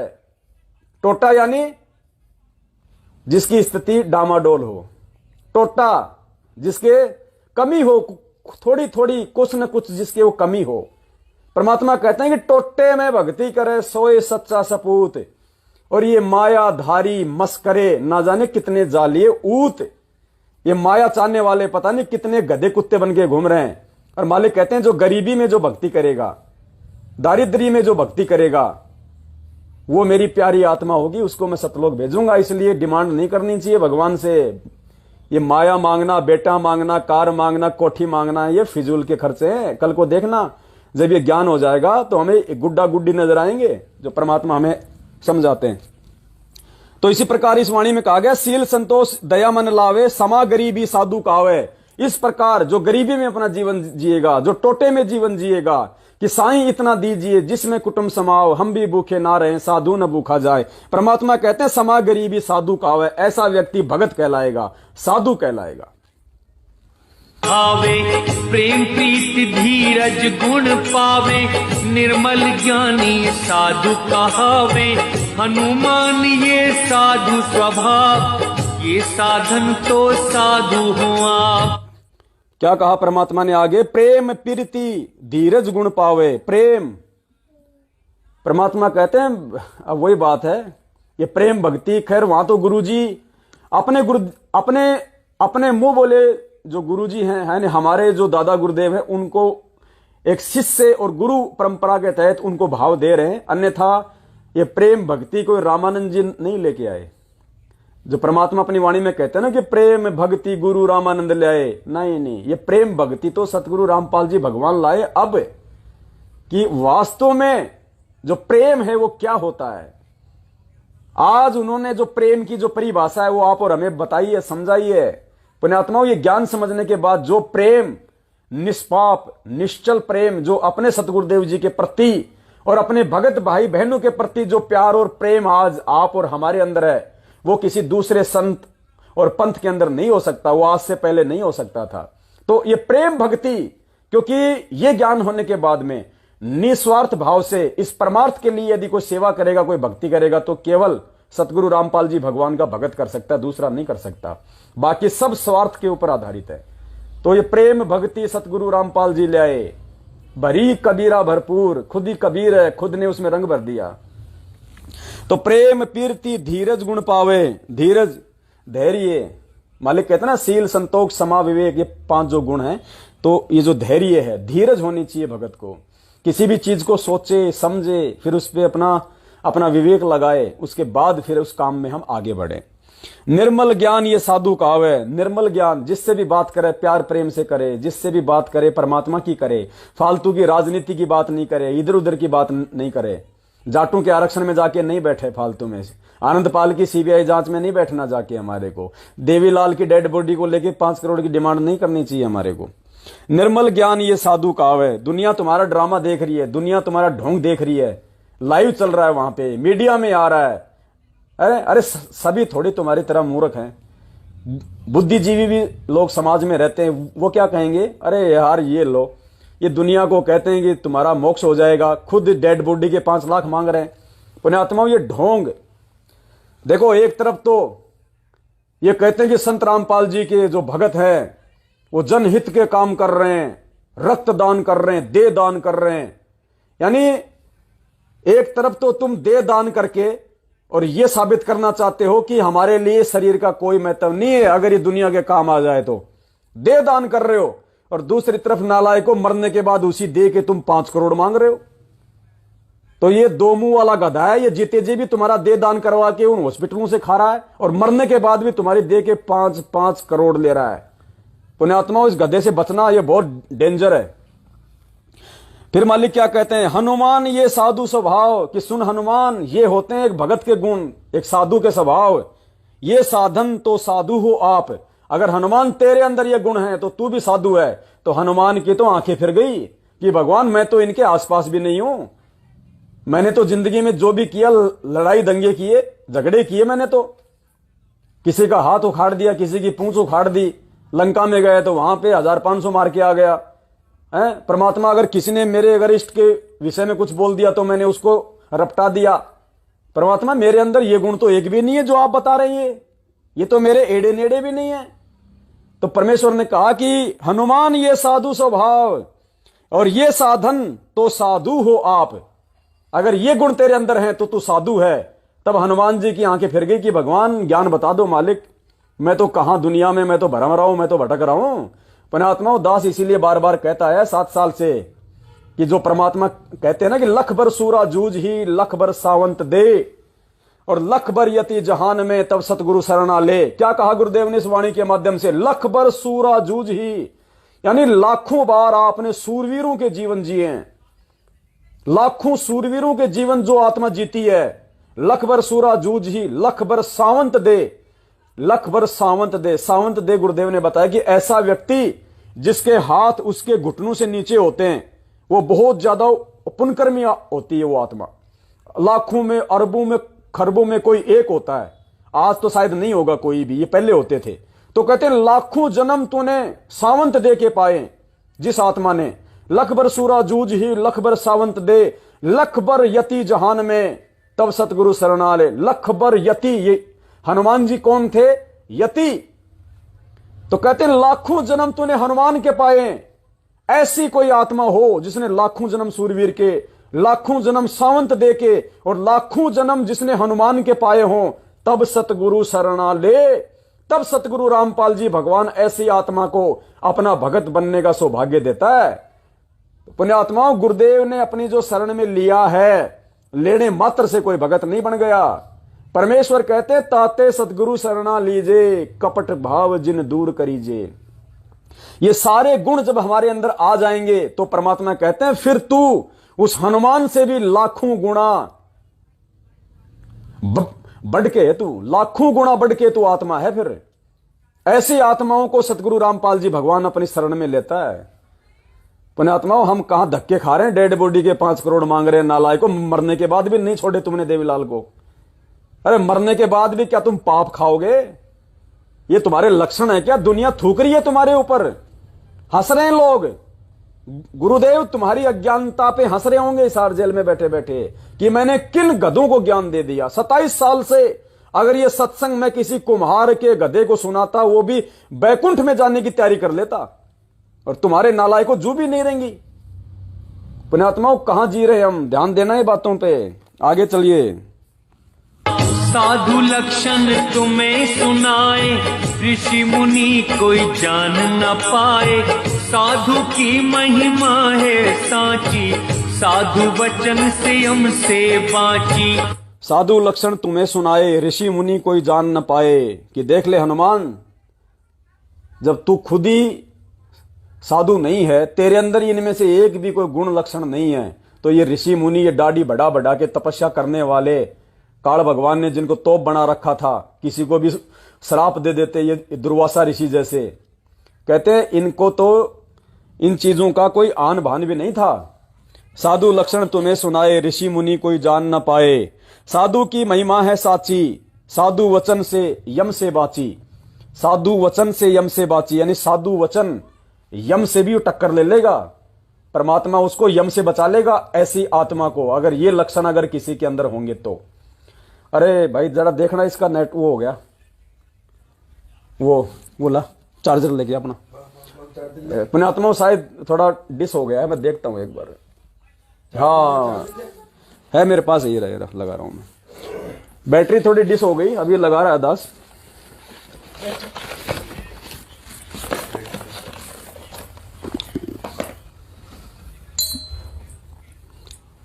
क्योंकि पुण्यात्माओं दास की तो अब मालिक ने यही सेवा दे दी है। अब दास तो अपना बैग रखता है, इसमें अपना सारा लाइव का आइटम रखता है। परमात्मा कहीं 5 दिन, कहीं 10 दिन, कहीं 20 दिन। और जो बड़ा बच्चा है उसको परमात्मा के दया से 10-15 हजार की अभी कोई नौकरी लगा देंगे। एक भगत भाई से बातचीत हुई है, तो वो अपना घर खर्चा मालिक के दया से चलाएगा। दास की तो परमात्मा ने सेवा लगा दी है, दास तो मालिक के दया से ऐसे ही अपना संगत में सेवा में रहेगा।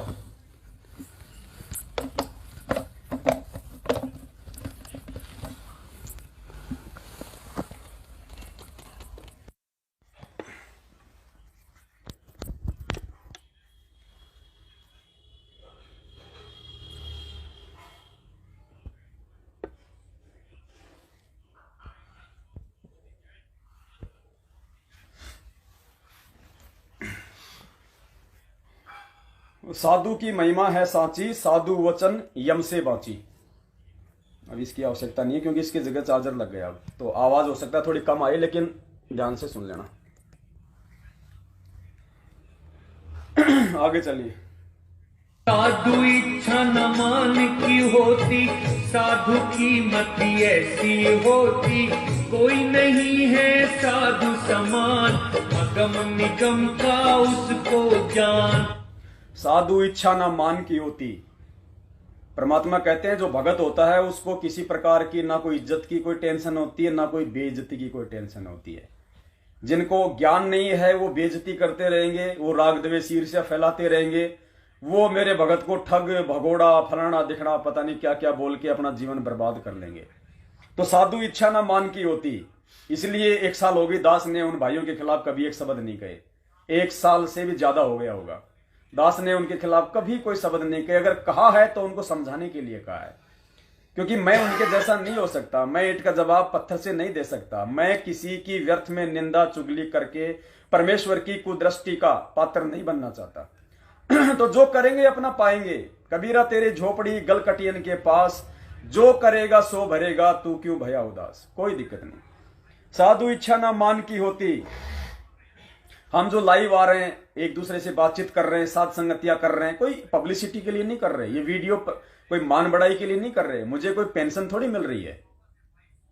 मैं तो खुद मना करता हूं आपको, भैया गलती से भी अगर कोई पैसे भेजता है तो बिल्कुल नहीं भेजना।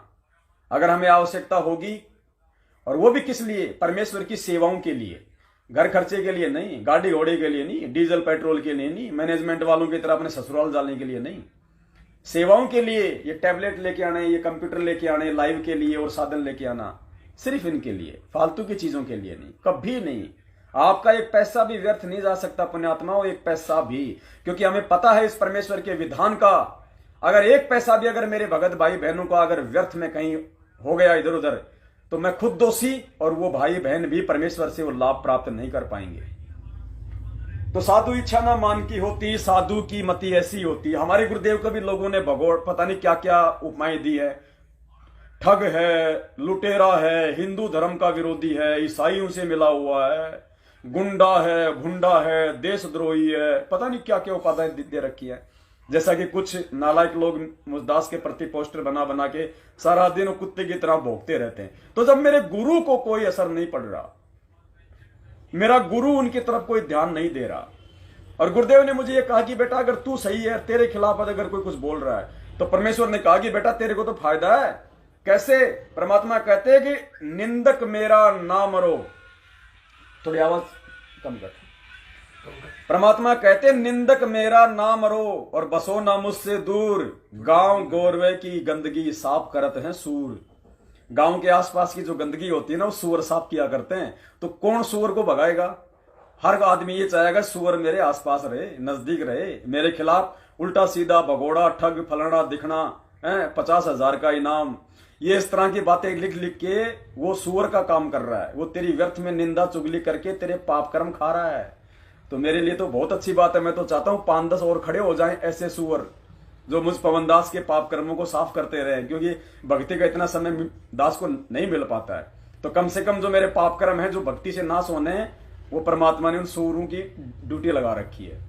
तो आप लोग भी उनसे नाराज मत हुआ करो। अब वो बहन थी वो रीना, जिसने दास को कहा कि तू कुत्ता है, टट्टी है, तो पुण्यात्मा मैं क्यों नाराज नहीं हो रहा, क्योंकि उसने बोल दिया। अब वो जाने में कहे चाहे वो अनजाने में कहे, उसने मेरे पाप कर्म खा लिए, उस लेवल के, उस परसेंटेज में उसने मेरे पाप कर्म खा लिए। तो मैं ममता बहन को क्यों नहीं समझाऊंगा कि बहन जब मेरे पाप कर्म हल्के हो रहे हैं तो तू बीच में रोड़ा क्यों बन रही है, तू चुप रह, इनको खाने दे मेरे पाप कर्म, मुझे सतलोक जाना भाई। तो साधु इच्छा न मान की होती, साधु की मति ऐसी होती, कोई नहीं है साधु समान, अगम निगम का उसको ज्ञान। अगम निगम यानी अच्छे बुरे, भले बुरे की। अब परमेश्वर ने हमें भगत बना के तत्व ज्ञान देके अगम निगम का ज्ञान दे दिया। अगम निगम का किया। अब क्या होगा मेरे साथ अगर भक्ति नहीं करूंगा तो 84 लाख योनियों में जाऊंगा, काल की तपस्या का कष्ट झेलूंगा। परमात्मा से दूर हो गया तो काल मेरे को ठगेगा, मेरे सतनाम की भक्ति से पता नहीं मुझे देवता बना देगा, इंद्र बना देगा, महाइंद्र बना देगा, स्वर्ग लोक में भेज देगा, महास्वर्ग में भेज देगा, ब्रह्म लोक में भेज देगा, फिर वहां से मेरी जेब खाली करा के मुझे नीचे पटकेगा, फिर मुझे यहाँ राजा बना देगा, और फिर मुझे 84 लाख योनियों में ठोक के सुअर बना के दुनिया की जो है वो टट्टी भी खिला देगा। तो इसलिए परमात्मा कहते हैं जो साधु होगा वो अपने गुरुदेव के ज्ञान पे विचार करके उसको अगम निगम का ज्ञान हो जाएगा।